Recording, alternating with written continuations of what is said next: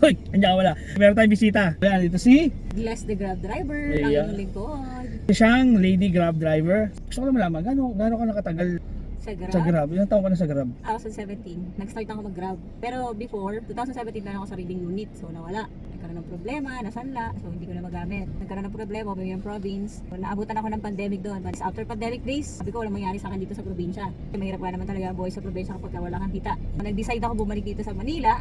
2021, December 31. Bagong taon? Oh, bumalik bagong ka. taon. Tapos biyahe ka Nagmotor ulit lang doon. kami, nakamotor. Saan ba bisyo? Bicol.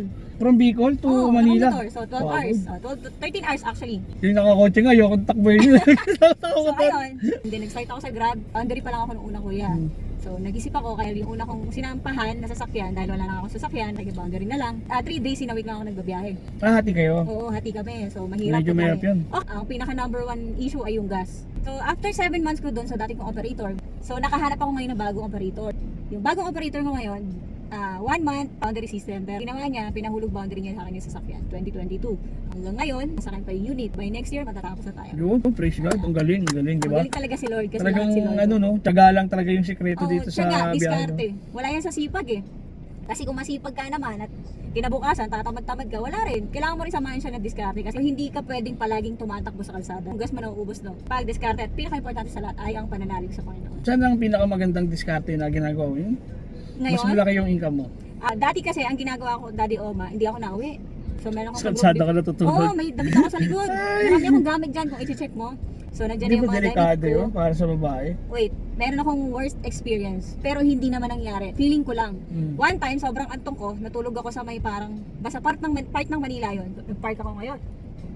Ang nangyari, nakatulog ako. Hindi nakalaki yung pintuan ko.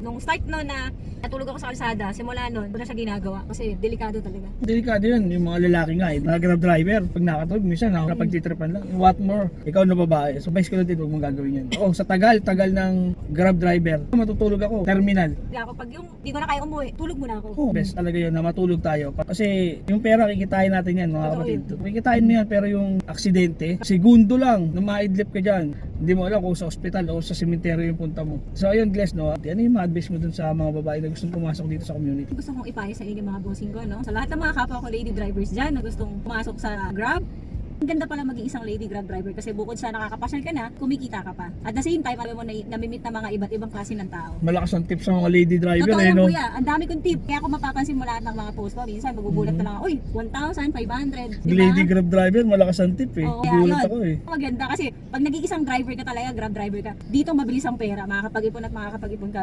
So yun, thank you sa advice. Bless. So Thank yun you so guys, much, no? Daddy Omar. Ingat, kumain ng masustansya and magtiwala sa Panginoon.